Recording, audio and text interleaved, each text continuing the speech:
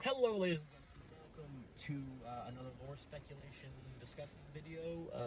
It's the Epic Boyfriend. We're going to skip all those introductions to get right into it. We're going to be talking about that cinematic, and that cinematic, it's left us with some answers and some questions that we need to kind of discuss. So we look at this cinematic, and we first see it's the aftermath of this Sylvanas fight. We go in and she banshee forms kind of over to in front of Zuval, and Zuval is just at this point in pull of this Arbiter sigil. Keep in mind that this is the only sigil that we've seen him merge with. And we've not seen an instance where he's used the Winter Queen sigil, the Archon sigil, any of the Primus' sigil, or any of that. We haven't seen him use any of those sigils or merge with them. There's nothing different about him when it comes to him being in front of the Arbiter. But he pulls this sigil from the Arbiter, and a big blue light comes up, and we see he's like clad in armor, and his kind of design has changed just a bit. He's not just a bald dude anymore. He's got a big Lich King style helmet on. He's got I think he has some shoulder pads now. I'm not quite sure, like more shoulder armor, and it's very death in nature. Everything is death in nature when it comes to that. The coloring and everything is death oriented, blue black types of very metal type things. The only thing that we notice is that the hole in his chest is still there. That hole is still there. So is his form always had that hole in his chest, or is there something else missing? Is there more missing from him? But we go into this, and he's got this hole in his chest.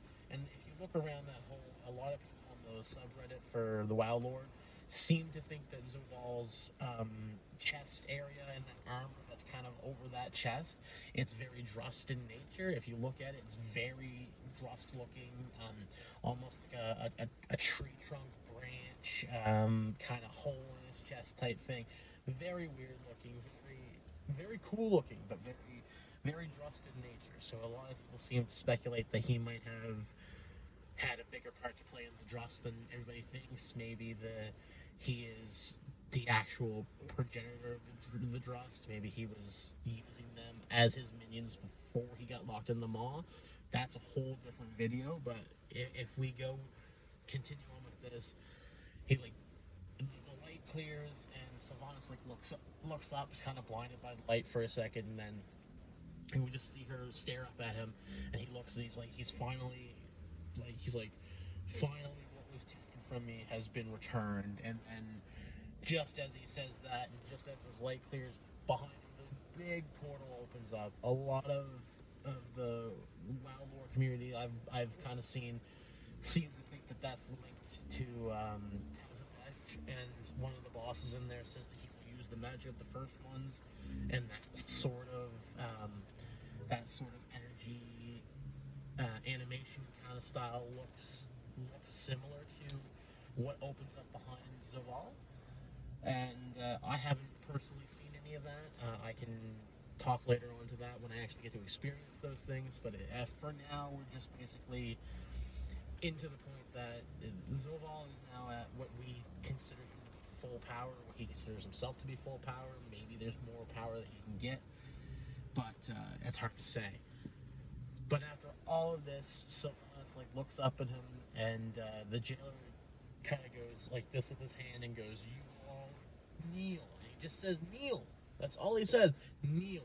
And then chains come up, wrap around Thrall, Jaina, and Bolvar. They all get wrapped around, and instant domination.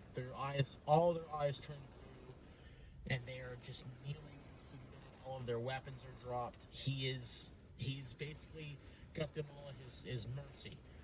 And so he looks up and says, "Zoval, we have what we need. We don't need to do this anymore. We can leave them be. Let's continue on with the plan." And Zoval says that he's too long. He's endured the mistake of the makers or whatever like that. And Sylvanas just like kind of looks kind of confused, and then he just goes, "All will remake a universe where, or I will make a reality where all will serve me." And then it cuts to her looking at Anduin, and I think that we see at this point that she realizes, oh my god, he's right. Because when we leave, Anduin's last words before he's presumably dominated to her was, how do you know you're not just a weapon for his plans? How do you know that he's being truthful to you? How do you know that you're partners in this? There's more to this than you know. How do you know you're not just being used as a weapon for him? And then I think that's at the moment she realizes, oh my god, he's right. Anduin was right. And now she sees that she had a part to play in dominating Anduin's mind. So I think that there was a small portion of regret there. And then it goes to, Sylvanas looks at him and he goes, when he says the line, in a reality, all will serve me. And then it cuts to Sylvanas' face, and you just see her like thinking, and all of a sudden you hear serve, and then the Lich King serve, and then just unfiltered Arthas going serve. And she finally raises up her arrow, and she said, "I will never serve." And fires the arrow off, and the general's just all like, why? Why would you even do this? And Sylvanas tries to take a stand against the jailer, and the jailer just kind of catches the arrow and says, I've endured this too long. I'm remaking a reality in which I am the ruler, and I have what I say goes. And she kind of just says, no, I've got to do this. I've got to try to stop you. And what happens? He says, you know what? It's a pity that you won't serve. He goes, I'm not going to... He could have ended her. He could have stopped her right there. He could have killed her right there. But what did he do? He says, no, you helped me. You helped me claim what was mine. You helped me take back what was taken from me. So it's only fair that he reaches into this portal, pulls this thing out, and it's Sylvanas' other part of her soul, the Ranger General part of her soul. She's finally gonna have this back. He goes, I'll return it in kind. Crushes the gem and fires that soul back into Sylvanas.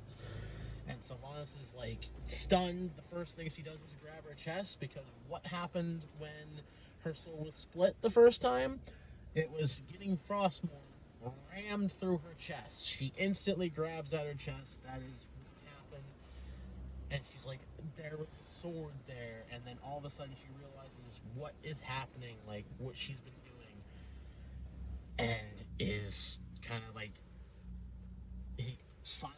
And then he goes, I'll leave you to their mercy. And then just releases the chains of domination over all the characters that we have just been dominated. He has us all in his grasp. He could have killed us all. Could have done everything that he wanted to us. And what did he do? Lets us go. He goes, I'll leave you to their mercy. And then walks off. He turns to Anduin. Anduin is walking with him.